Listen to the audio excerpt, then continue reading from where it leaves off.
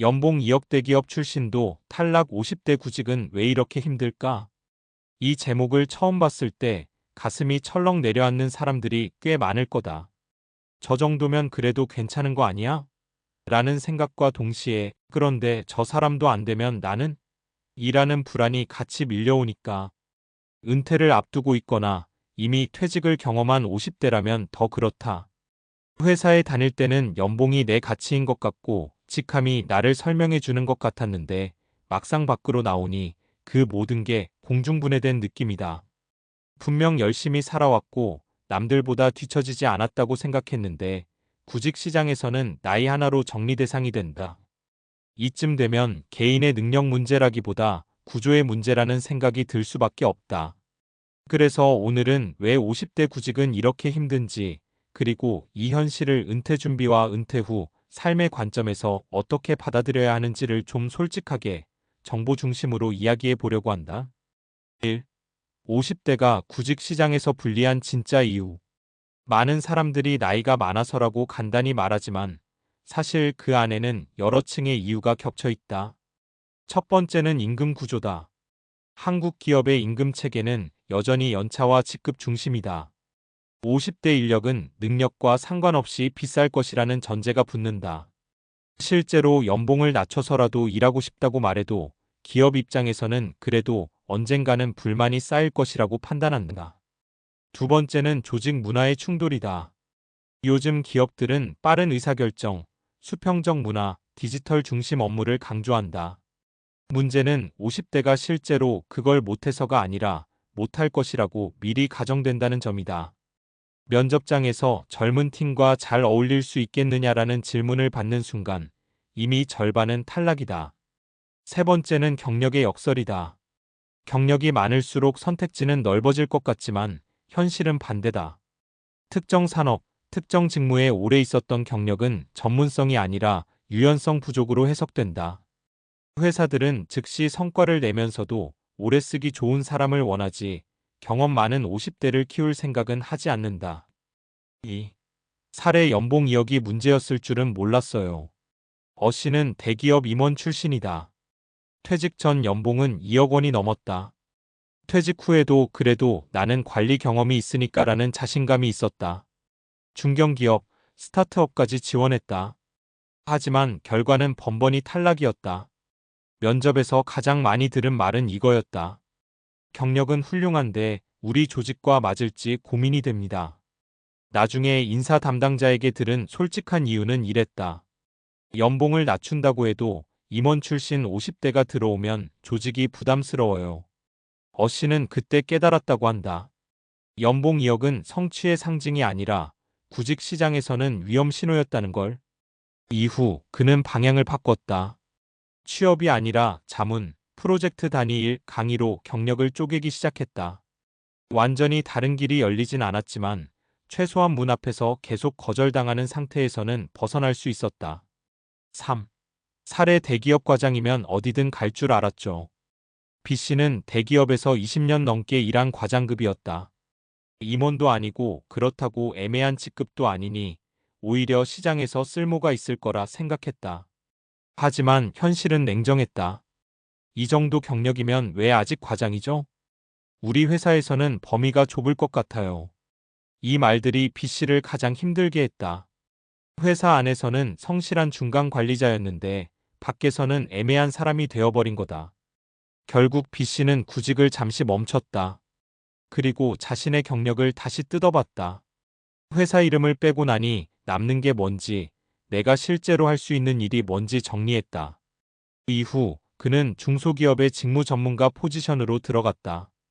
연봉은 줄었지만 역할은 명확해졌고 무엇보다 내가 필요해서 뽑혔다는 감각을 다시 찾았다고 한다. 4. 사례 은퇴 후에도 일할 수 있을 줄 알았어요. C씨는 공기업 출신이다. 정년까지 다녔고 퇴직금도 나쁘지 않았다. 요즘 70까지 일하는 시대라는데 나도 뭐라도 하겠지라고 생각했다. 하지만 막상 은퇴하니 연락은 없었다. 재취업 교육도 받아보고 컨설팅도 해봤지만 쉽지 않았다. 결정적인 문제는 준비 시점이었다. C씨는 은퇴 후에 생각할 문제로 미뤄뒀다. 회사 밖에서 쓸 수 있는 네트워크, 기술, 정체성을 준비하지 못한 채 퇴직을 맞이한 거다. 지금 CC는 이렇게 말한다. 은퇴는 끝이 아니라 전환인데 나는 전환 연습을 한 번도 안 했더라. 오, 그래서 은퇴 준비는 돈만의 문제가 아니다. 이 세 가지 사례가 말해주는 공통점은 분명하다. 50대 구직이 힘든 이유는 개인이 부족해서가 아니라 은퇴를 전제로 한 커리어 설계를 거의 하지 않았기 때문이다. 은퇴 준비라고 하면 대부분 연금, 퇴직금, 자산 배분만 떠올린다. 물론 중요하다.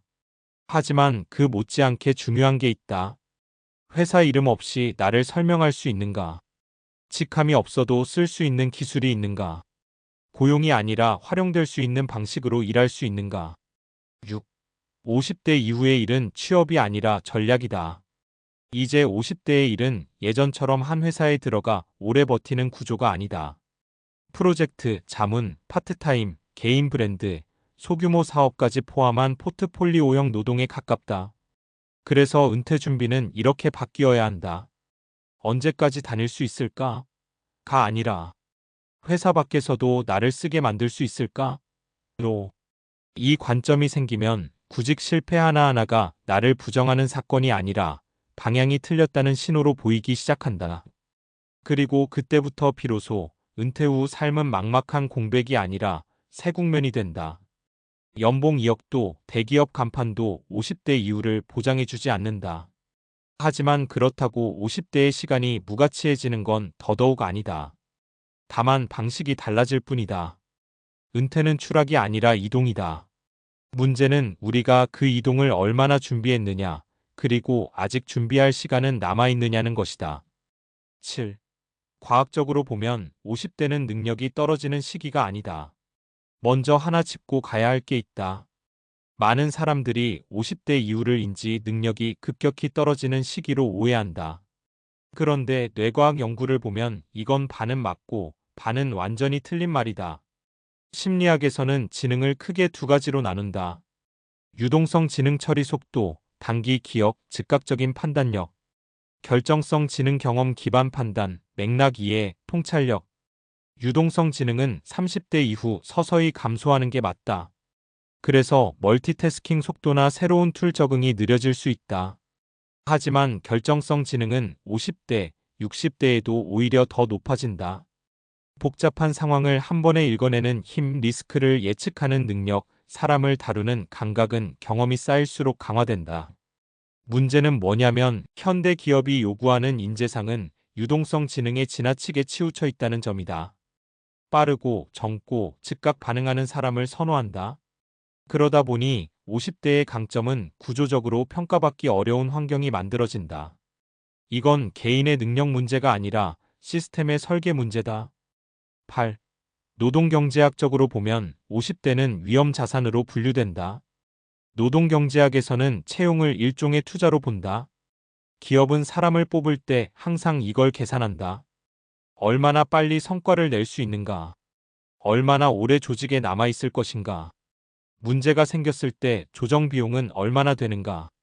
이 기준으로 보면 50대는 냉정하게 말해 리스크가 큰 자산이다. 성과는 내겠지만 조직에 오래 남지 않을 가능성이 높고 급여직급 관계 조정 비용이 크다. 그래서 능력이 부족해서가 아니라 경제 논리상 밀려나는 것이다. 이걸 개인이 뒤집기는 어렵다. 그래서 중요한 건 이 게임에 계속 참여하려고 애쓰는 게 아니라 게임의 종류를 바꾸는 것이다. 고용시장에서는 약자일 수 있지만 활용시장 즉 자문, 프로젝트, 강의, 콘텐츠, 문제 해결 영역에서는 오히려 강자가 될 수 있다. 여기서는 젊음보다 신뢰와 경험이 더 중요해지기 때문이다. 9.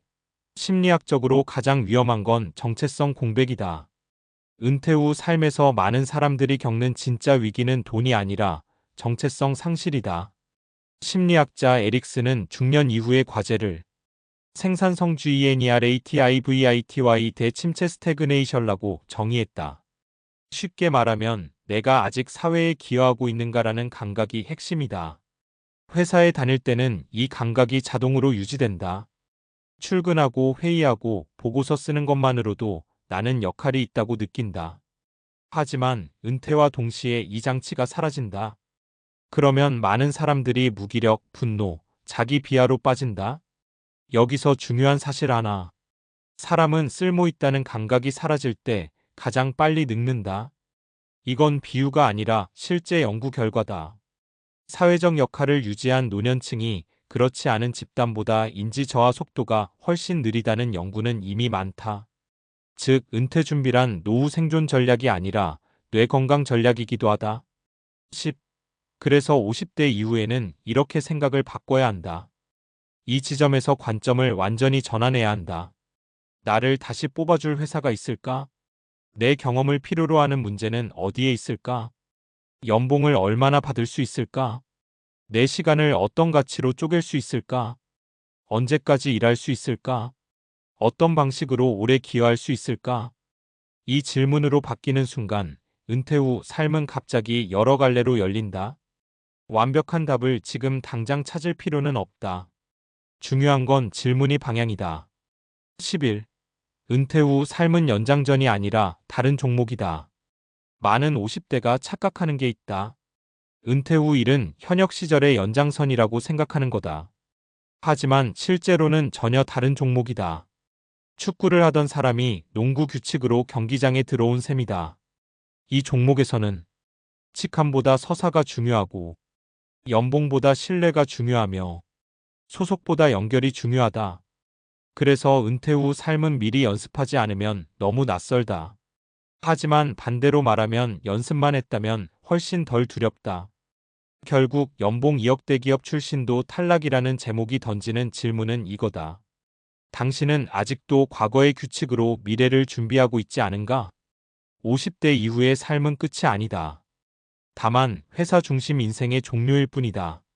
그 이유는 스스로를 어떻게 정의하느냐에 따라 완전히 다른 이야기가 된다. 그리고 이건 일부 특별한 사람들만의 이야기가 아니다. 지금 이 글에 고개를 끄덕이고 있다면 이미 당신의 문제이자 동시에 당신이 다시 설계할 수 있는 영역이다.